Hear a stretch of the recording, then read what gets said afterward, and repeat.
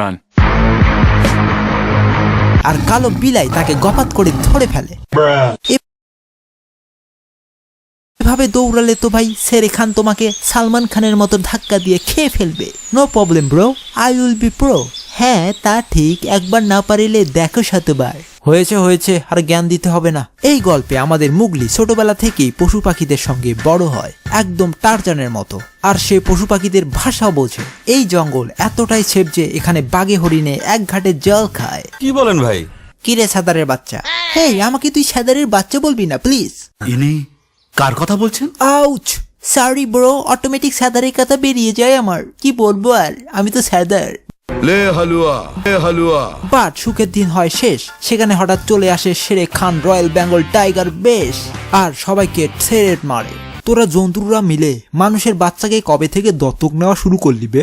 এই তো কিছুদিন হলো। কেন, তুইও কি পালবি নাকি রে? Shut up. ওই বাচ্চা তোরা পালছিস ঠিক আছে, কিন্তু বড় হলে আমার হাতে তুলে দিবি, আমি ওকে তৃপ্তি ভরে খাবো।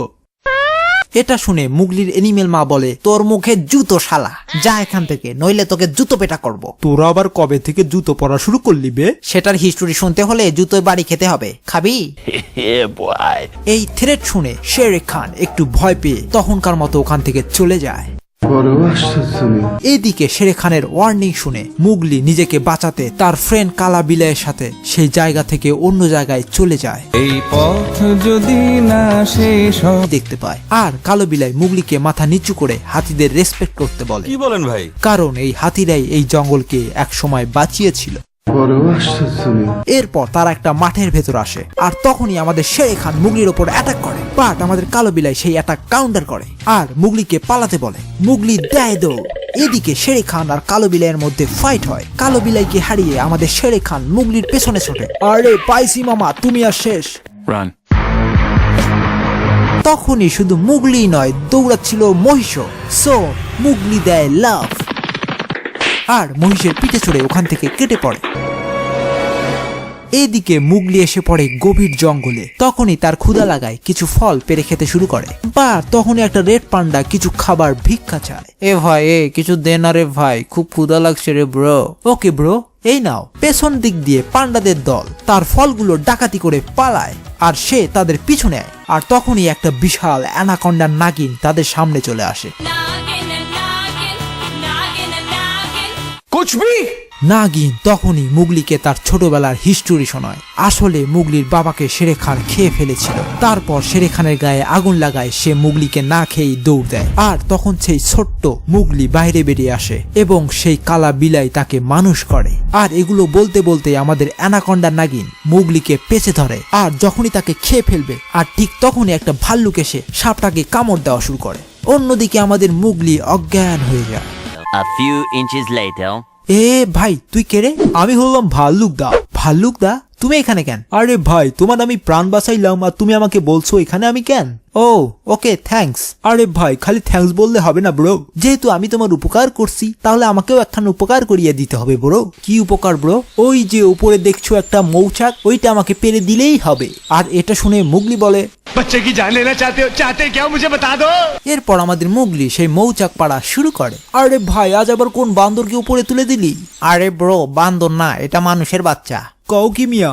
আরে শুকুরের বাচ্চা, বকবক করা বন্ধ করতো। আমাকে তুমি শুয়োরের বাচ্চা বললে? আচ্ছা, মন খারাপ করিস কেন বলতো?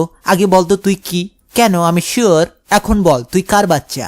এ এ এ তাই তো, আমি তো শুয়োরেরই বাচ্চা। মুগলি মৌমাছির কামড় খেয়ে অনেক কষ্টে মৌচাকটা পেড়ে দেয়, আর সেটা পেয়ে আমাদের ভালুকদা সব চেটে চেটে খেতে থাকে। এ ভাই, আমাকে খাইও না গো। তোকে খাবো না, অনলি চাটবো। ওকে ভালুকদা, খাও, আমায় চেটে চেটে খাও। ভাল্লুকদা, হ্যাঁ ভাই, তোমাকে তো হানি মধু খাওয়াইলাম, এখন আমার একটা উপকার করো তো। কি উপকার?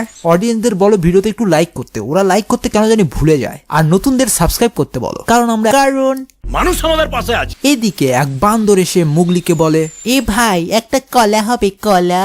অনেকদিন ধরে কলা খাই না আমি, দাও না একটা কলা। এ বান্দর, এখন ভিক্ষা হবে না, যা তো পরে আসিস, যা। বান্দরকে ভিক্ষুক বলে অপমান করায় বান্দরের গ্যাং মুগলিকে কিডন্যাপ করে, আর তাকে চ্যাংদোলা করতে করতে ধরে নিয়ে যায়। অন্যদিকে আমাদের ভাল্লুকদার কালাবিলাই মুগলিকে বাঁচানোর জন্য দৌড় দেয়। এ ভাই, মুগলিকে তো বান্দরেরা ওই উপরে নিয়ে গেছে রে। তো কি হয়েছে? চল তাহলে উপরে যাই।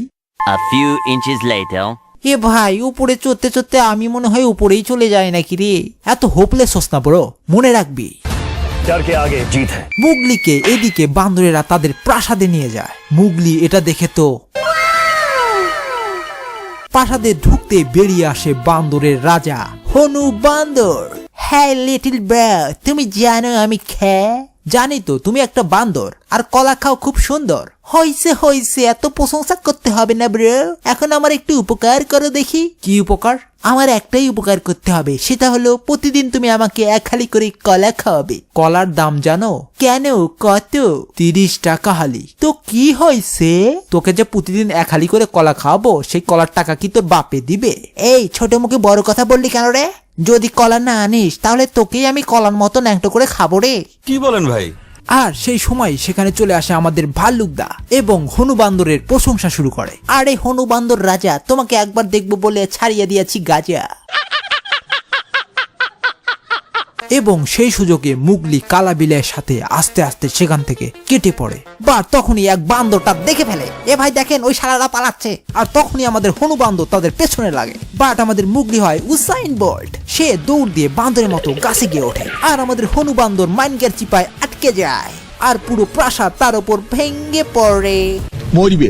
আজ আমি নরকে যাব শিওর। One eternity later.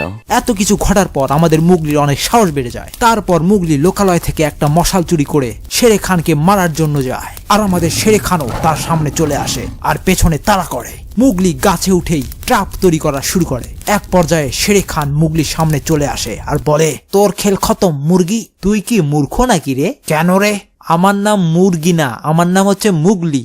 ও আচ্ছা, আসলে তোকে খাওয়ার নেশা উঠছে তো, তাই সব গুলিয়ে ফেলছি আর কি। তখনই শেরে খান মুগলির ওপর ঝাঁপিয়ে পড়ে আর মুগলি তার বানানোর দোলনায় লাফ দেয়। দোল দোল দুলনি পুনে পড়ে যায় আর পটল তোলে। খান মরে যাওয়ায় পুরো জঙ্গল এবং জঙ্গলের এনিমিরা আনন্দে আত্মহারা হয়ে যায়।